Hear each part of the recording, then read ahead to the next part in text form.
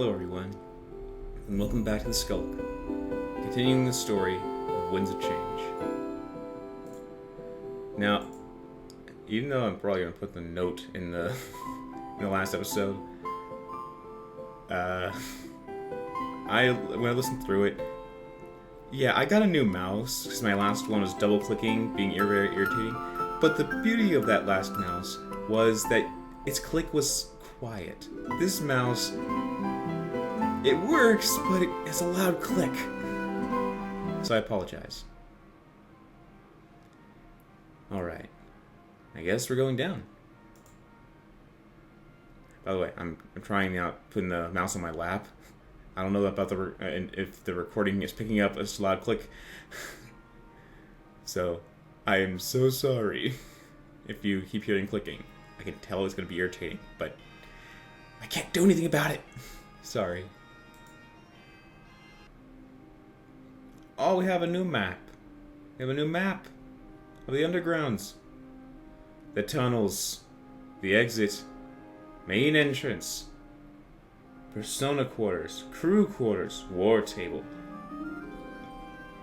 Alright, let's start the tunnels. If this is a map. If this is a flippin' map.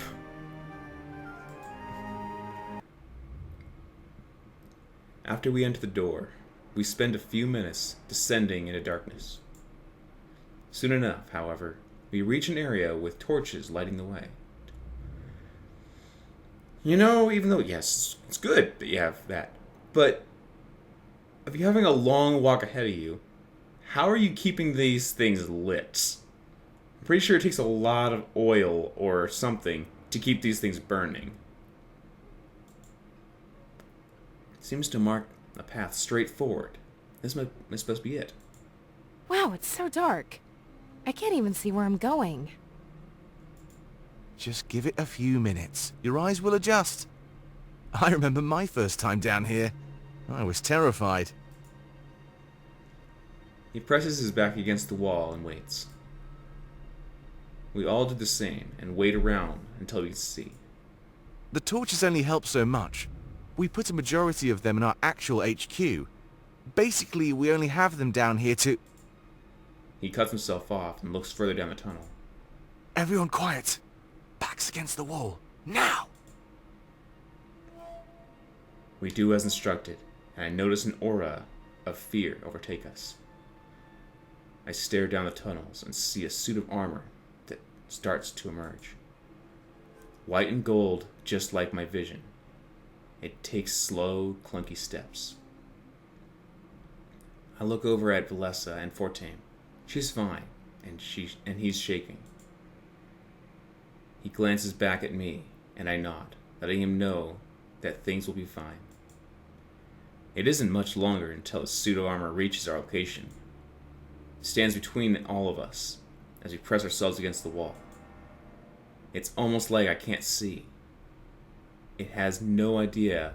Oh, it can't see. It has no idea that we're here. That's odd. It even turns its head to the sides, looking straight at us without reacting. After a minute or two, that, even though it's still a short amount of time, think about a minute or two of someone standing there looking at you. It turns around and walks away. Its steps echo through the tunnels, loud, metallic, and hollow. It's frightening.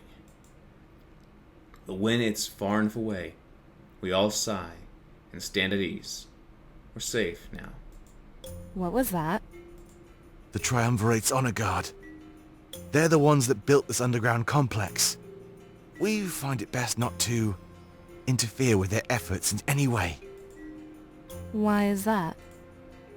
They're almost like caretakers, so we let them be. All we know for sure is that they're disobeying their masters. Really? Yeah, at least that's what it seems like.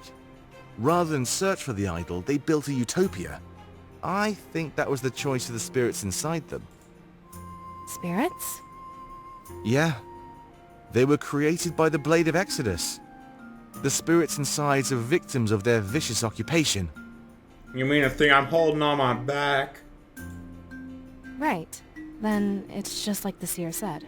Wait, victims of the occupation? Yeah, it's sad, really. They want to live again, so they built a home. That's sweet. Alyssa looks sad and takes a few steps back. It doesn't take a genius to realize what she's thinking. Having been a few minutes, our vision has adjusted. Sorry about that, everybody. Those things are brittle and weak. If we so much as bump them, they fall apart. Wait, really? Yeah, there's nothing inside. They're controlled purely by spiritual energy. They were strong at first, but they're weak now. It's almost like it degraded over time. Who knows, maybe we can even power them with that blade. A bit of irony, right? Use their own forces against them. This is all so complicated. Yeah, and I'll admit that even I don't know everything. But we won't get to that point if we don't keep moving. He motions to the end of the tunnels. So, shall we? Yeah. We all nod as we continue to move through the tunnels. However, Dominic seems distracted. There's something on his mind. I guess even a man in his position can't have a grasp on everything. Everyone makes conversation amongst themselves as we continue. Perhaps it would be a good idea to talk with Dominic for a little bit. It seems like we still have a bit of walking ahead of us after all. Oh no, it's time. It's time to do any romantic things if I have a romanticness towards him. There are torches lining the tunnels, freshly lit. Freshly! Who lit them? It must require a lot of maintenance to keep the tunnels accessible. I know! I hate to be down here when those torches die out. Sounds terrifying. Thankfully, they don't seem to be at any risk of fading away. We could stay down here for a while without any worry. However, it doesn't seem to be on any of our agendas. Any clickables down here? There's wooden panels on the floor, almost acting like pavement. However, it's only a bit more comfortable than the actual floor would be. It's seemingly more for aesthetic purposes than anything regarding comfort. Drops of humidity and moisture hit the wood panels, making them split. It looks like they've been here for a while, with clear signs of erosion. With what I know, I'd say that these tunnels are almost 20 years old. Hey, Valessa! Watch your step. Huh? There's a bit of a bump here. I almost tripped.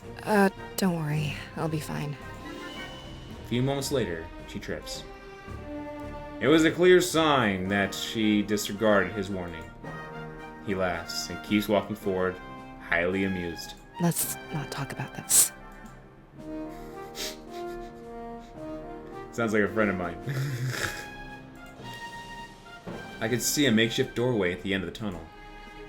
That must be the entrance to the rebels' headquarters, finally. It's a bit far away, but I'm glad it's actually in sight. What's the matter? Are your legs sore? Uh-huh! No, not at all. I'm just running out of breath. Is it a little stuffy down here, or...? Yeah, it is. Don't worry. You get used to it. A small price to pay for privacy, if you ask me. Right. Whew! Access Dominic heart-to-heart? Number 1, the first time you'll ever have a heart-to-heart. Then you might have a second. As we walk down the tunnels, I make my way to Dominic's side. Shh, fanfare, now's not the time. It's time to be heart-to-heartish. Never mind, it came back. Or maybe it's there, fleeing when the tunnel's going, I guess we're gone. Doo-doo-doo-doo. As we walk down the tunnels, I make my way to Dominic's side. I ask him what's on his mind, and the people behind us gave us space. I'm thankful for their consideration as we finally get some one-on-one time. He wants to talk to him. It's okay. We'll just let them talk. He goes, why is everyone splitting up? Why is everyone so far behind him? What's on my mind? Oh, it's nothing too major. Say, can you keep a secret? Of course it can, Dominic. Being kind. For you, anything. Depends on what it is. Being defensive. You didn't kill anybody, did you? Being playful. Of course. I like being kind. People, I mean, this is not harmful. This is more like being playful. Probably what I'd be, but that's not the words I'd say. Where'd you get Oh, wonderful. It's nice to have someone to talk to. It is. He blushes and shuffles in place, embarrassed. I'm not sure why he trusted me so easily, but I'm not complaining. It's because you're the supposed hero with the blade and the seer and all that. They just automatically trust that you're on the good side. Sometimes it's hard for someone in a position of power to have confidence. About that suit of armor earlier, I think I scared everybody with my caution. Between you and I, that was a bit of an exaggeration. Like I said, those things are brittle and weak. I just didn't want anybody to knock them over, you know. If we kill one of them, what happens to the spirits inside? You're being kind of considerate to this armor. That's a good question, actually. I want to find a way to free those spirits trapped inside. Something tells me that killing them won't accomplish that. This is the sole reason why I tell everybody to leave them alone. They're harmless. They mind their own business. It's my belief that we should give them the same courtesy. That is, at least until we find a way to give them more freedom. Yeah. Dang, you're so dang nice. Though they don't serve the triumvirate, they're still trapped. Nobody should be forced into a position like that. They're just like us. Spirits of family and friends. Spirits of innocent occupation victims. He lets out a loud sigh. Like the ability to vent, it is a godsend. I can tell that this is something that he's been keeping aside for a while. Sorry for rambling on. I think I'm just trying to defend myself. Last week I accidentally bumped into one. Oh. It crumbled and fell to the ground. I felt absolutely awful. It's like I killed them. Who knows how many spirits were inside that one suit? That does suck. And the thing is, I have a question here. If there's that brittle, how are they tending to things? If someone touches them, then they instantly get demolished? Or what's the cause? Because how are they still walking around? Like, if they are still walking around and just one of our bumps makes it fall apart, who would just say that a slight pebble dropping from the ceiling or them picking up a piece of paper will not make them fall apart? Are they just walking around? I don't know. I don't know the thing that's behind this. Anyway. I mean, in this war, I have to draw blood. I have to kill. But normally I reserve that punishment for our enemies. We're talking about the spirits of long-lost family here, Seer. I feel like I did something wrong. I almost feel like I'm a murderer, you know? It's odd how blurred those lines can be in war. I can totally agree. Because, one, if you're killing someone with no heart or with rage, that's horrible. If you're doing it to defend someone, it totally feels and is different. Because your feelings to keep someone alive and to defend someone, a right, a belief, a way, you know. The thing is, they have their beliefs. They're still people that you're killing.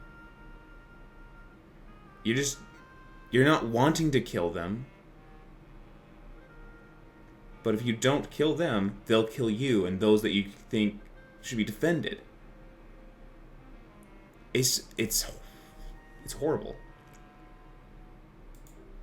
Kill the enemy leader? You're nothing short of a hero.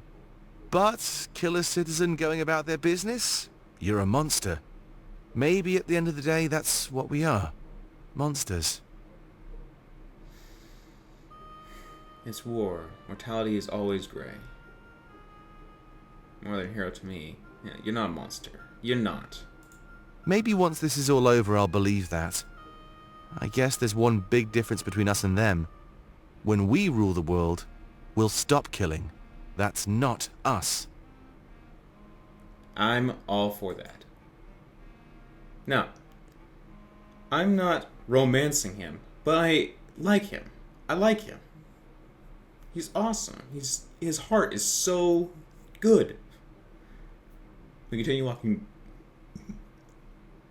Auto burps, auto swallows, auto yawns. Gosh dang it. But, you can't really too much complain about your body. It's doing what it has to, feels like, to keep running. So it can't hate your body. It's what's making you walk around. So, continuing on. We continue walking down the tunnels while he vents. I can understand where he's coming from. And I can relate. In what way? Did we kill someone? It was all about the greater good, regardless of what we did. Everybody expects me to lead us to victory. They call me a master strategist and shower me with praise. But at the end of the day, I'm just following in his footsteps. That's the thing. So, I'm trying not to ramble on too much, but at least I have something to talk about. He doesn't want to be the leader. Like, he has made an idea, and he wants as many people to believe in what he has to say, or he makes up a great idea, and people just want to follow him, going, I just thought this would help everybody, and it has, and people like it. I'm glad. But don't praise me. I mean, I'm just glad I was able to help. There's two different kinds, or actually, not just two different. There can be many different. But in this position, people are praising him for all his great deeds, and that's nice. But don't overpraise, because it can make the person feel uncomfortable. Because some people can, with the feeling of going, they're following me, oh, I'm so great, because they say I am. That's giving them a big head, and they are taking it. He doesn't want that. He just wants to help the people, and they're following him, and he's happy for that. But he's getting uncomfortable for how much they're praising him. I can agree with that. I'm not saying that I'm in that position. I'm just saying I agree that that's a good position to feel. Like, I just want to help. I don't want to be the leader. I want to be a guidance, or like, hey, why don't we try this? Kind of thing. That was a long ramble, but let's continue. Salus was the master strategist. I just worked under him. They say I fill his shoes quite well, but I don't think that's true. I think they need something to believe in. They need hope. They pushed that need for hope onto me, and I became that hope. Honestly, I think I'm more of a symbol than anything else. I'm sure you know what I mean. You're the seer. I know how a symbol works. Like, I use this as representation. If you see the McDonald's symbol, you know that's where you can get McDonald's food. If you see a cross, the symbol is religion, Christ, God. So things are symbols, and that's how you should see things. Like, someone is giving off the idea. When I see you, your personality and your ideas are what I see you as. Be a symbol, not an idol. And people need to see you as that. Because pinning all your hope and dreams onto one person is quite burdening on their shoulders. Because they may not be able to succeed with your hopes and dreams, or they might not be thinking of you in the same going, I must do this for this person's sake. You're doing it for everyone, because you want to do your best. But if you fail, will they hate you for it? Will they be sad? You need to give them the hope in themselves. I'm not saying that it's your job, but hopefully you can give off that kind of feeling, that aura. Continuing. You had this role thrust upon you whether you wanted it or not. It's kind of the same for me. I'm the general. I had no say in the matter. This pressure and all those expectations, I'm afraid I might break. I am so sorry. You know what? This is relatable. Like Naruto and Gaara. Naruto and the next person in line. Like, You've been through crap. And how you've been treated along the way. Even if the situations are massively different or somewhat similar in ways, you can relate. You've been through crap. Even if you hate knowing that a friend or someone, or even yourself, went through crap in life. If you succeeded, if you lived through it, and you've risen from it, or at least got through the crap part of it, you've got an experience. Now you can relate to someone who's going through it, so you can probably help ease their burden by telling them how you got through it. Unless yours was a miracle that someone came to your aid. It's very nice to know that if you lived through something, you had experience, and this is relatable. You had the position thrust upon you. It's sad, it's horrible, but you do what you can, I guess. Do you have any advice? Let's share our burdens together, Dominic. I love you. Be honest with your people. Confide in them too. I think you need to grow some thicker skin. Just wing it. What's the worst thing that can happen? That's being too carefree. No. I don't know. I'm still figuring that out myself. This is like the norm, the basic way. Why not be kind? I mean, my mind is always, why not be kind? You don't. If you want to be plain, the option's there. If you want to be carefree, the option's there. Or you could be a defensive kind of person, or a toughie. Or you can also go down the other sweet path if you want to romance them.